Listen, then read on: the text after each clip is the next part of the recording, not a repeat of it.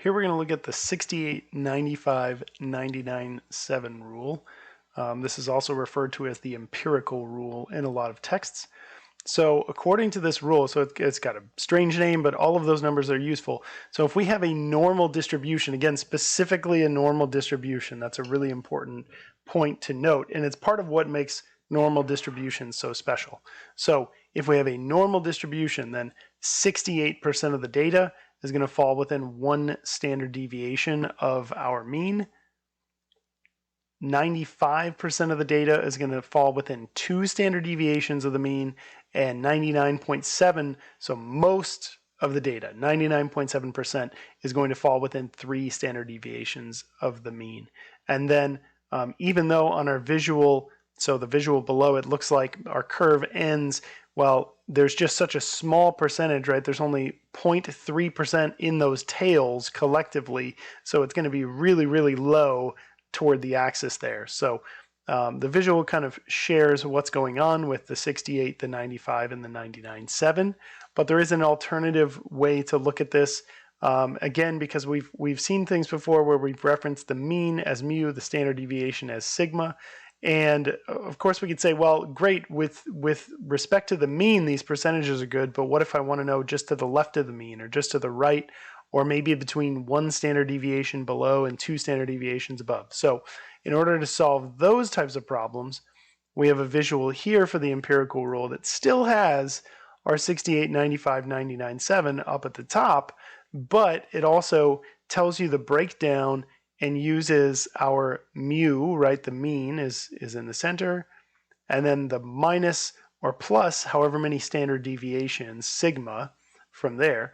And what it does is it gives us, if you just want to know any sliver in here, it tells you that percentage. So if 68% of the data is between 1 standard deviation to the left and 1 to the right, well, because the normal curve is symmetric, that means half of it is on the left side, so 34%, and the other half is on the right side of that, 34%. So we have all of these different pieces broken down. So depending on what we need for our problems, we can use any of those pieces. Of course, it is always, always, always enough to just know the 3 numbers, the 3 main numbers, 68, 95, 99, 7. All of these other numbers follow as a result of those. So there's no magic going on. There's not any crazy calculations beyond there. It's just splitting these numbers in half using a little addition and subtraction. So let's try to go through an example and use some of these values. And I'm going to try to leave, for the first couple, I'll try to leave this visual up at the top here so we can reference it, but I think we'll start to get the hang of it. So, okay, we have students in Mr. G's AP Statistics course recently took a test. The scores on the test followed a normal distribution. That can happen, although it's not necessarily always going to happen. The mean was 75, so that means that mu was 75.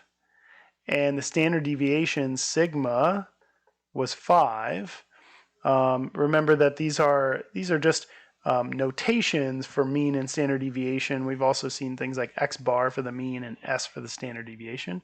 But this is just fine. We'll use the Greek letters here.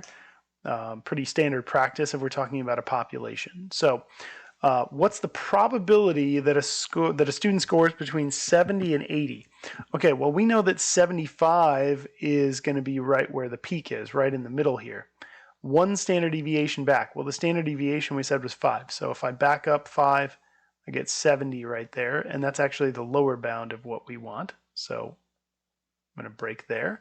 And if I go 5 up, that's 80, and that's the upper bound of what I want. So this one's not too bad because it just uses the rule. We don't have to do anything fancy. So we're just between 1 standard deviation below and above the mean. Or another way to say that is within 1 standard deviation of the mean, we know we have 68% of the data, approximately. It's never going to be exact. And of course, remember this normal curve is an approximation. So it's, again, never perfect. So the probability is going to be about 68% that we choose a student score at random, and it's between 70 and 80. Okay, part B, what's the probability the score is between 60 and 90 if we choose it at random? So again, 75 is in the center. 90 is actually 3 standard deviations up, and 60 is 3 standard deviations back. So this kind of works out nicely because we go, okay, cool, 3 standard deviations either way. I know that that's the 99.7% of the data. So again, this one we didn't need actually the breakdown in our visual above, but we will reference that shortly. In part C, what's the probability they score between 60 and 85?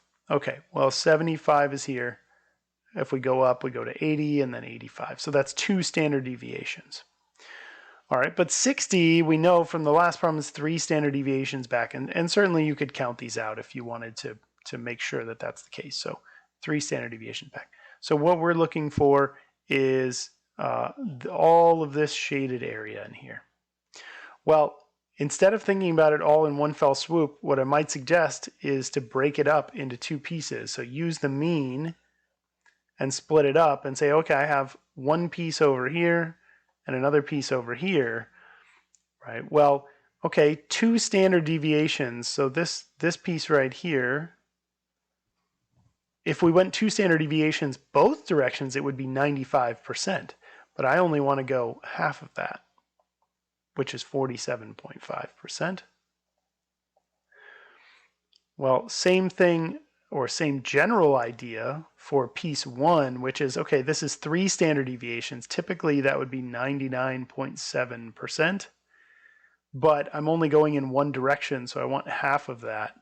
And whatever this is, we're going to add to the 47.5. That's kind of the idea, is add these 2 pieces together. So, okay, we get 49.85% is half of 99.7.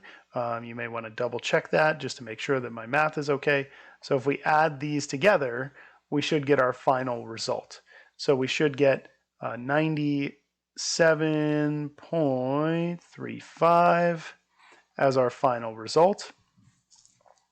And again, maybe double check that that's actually looking good. I believe I did that math correctly, but I'm doing it in my head, so hopefully that lines up. I'm not too worried about that final result, right? We can use Excel or use a calculator to add those together. But this is the general idea. Split it up into smaller pieces. Now, if we didn't really love using just the 68, 95, 99, 7 values, there is another way to go about this. So let me just kind of clear out some of those pieces and say, well, all right, what if, so the visual is going to be the same, right? We still want to go from 60 to 85.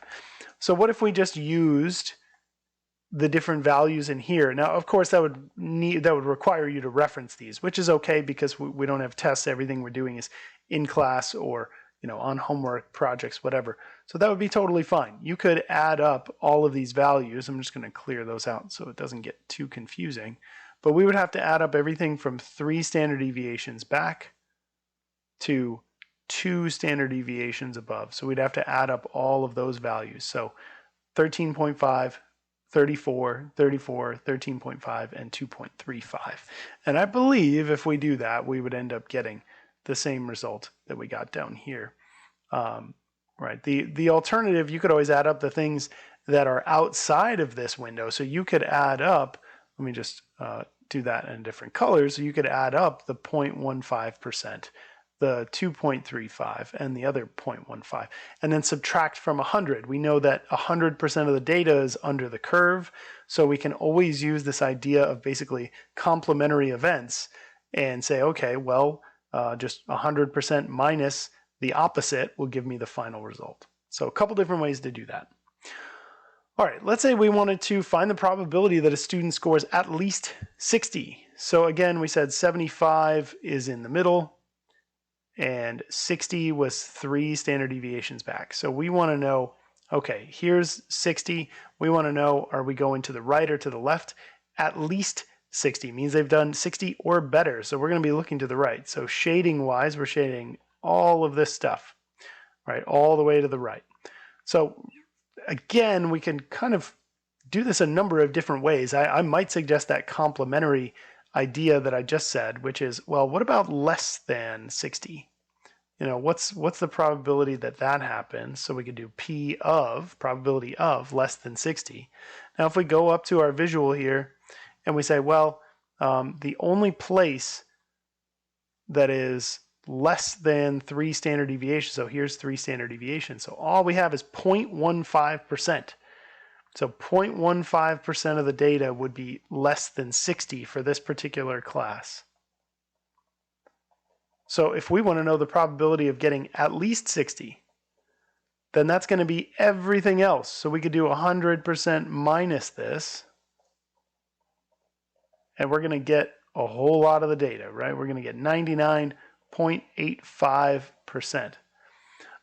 The other way to do this, and I'll just box it for clarity here. The other way to do this, because that looks pretty similar to 99.7, right? We could go back up to our visual, and let me just clear out a couple of pieces here. So we could go to our visual and say, okay, from 3 standard deviations back to 3 standard deviations forward. That was our 99.7. But if we're going at least, right, that means go all the way to the right. So we could just add this extra little right tail to 99.7. So 99.7% plus that right tail 0.15%. And there is your 99.85%. So there's always going to be a couple ways to attack these for sure. So you just have to be a little bit flexible with them and try to, I always think the visuals help. That's why I said include a visual for all these. Okay, finally, what's the probability that a student scores less than 70? So 75 is in the middle, 70 is 1 standard deviation below that. Okay, so we're basically finding the shaded region over here. Again, a couple ways to do this. You could just add up a few of these different pieces. You could say to yourself, well, I know that 1 standard deviation puts 68% in the middle here, which means the remaining stuff is in the 2 tails. Now, if we say, okay, 100% minus the 68 that's accounted for in the middle, that's 32% that's left. Okay, but that's between the 2 tails. Again, that's got to go this right tail and this left tail. So if we split that up into 2 pieces, that's going to be 16 and 16. So 16% is over in this tail, and then wouldn't you know it, the shaded part that we want is the other 16%. Right? We could add all those up and make sure that that adds up to 100, and sure enough it will. So for this particular one, we get 16%. But again, we could have used our visual up here and said, well, let me add, well, first let me clear out some of the stuff from the last problem. But from 1 standard deviation back, if we wanted this piece and this piece and this piece, we could just add those up and we're going to get 16%. So flexibility, again, is the big key with these. They're kind of fun problems. They just take a little bit of practice.